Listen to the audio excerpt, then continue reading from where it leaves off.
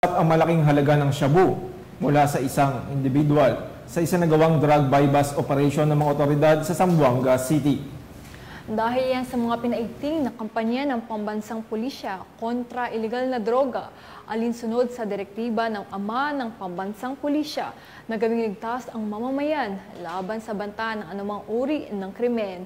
Patrolman Joyce Abiog sa balita.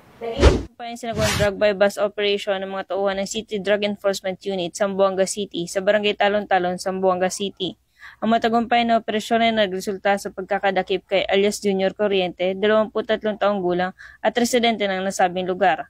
Ayon sa mga tauhan ng City Drug Enforcement Unit, nakumpiska sa suspect ang 2 pirasong heat-sealed transparent plastic sachet na hinihinalang shabu bilang buy-bust item at 4 na pirasong transparent plastic sachet ng hinihinalang shabu na nagkakahalagang 455,600 pesos, isang itim na coin purse at 500 peso bilang mark money. Ang mga nakumpisang droga ay dinala sa Zamboanga City Forensic Unit 9 para sa agarang pagsusuri, habang ang suspect ay nasa kustudiya ng Zamboanga City Police Station 6 para sa tamang disposisyon.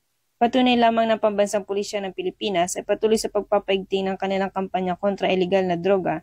Ito ay alinsunod sa isa sa pangunahing prioridad ng administrasyon na labanan ng mga sindikato ng droga sa pamamagitan ng pagpigil sa kanilang ilegal na aktibidad at pagbuwag sa kanilang operasyon.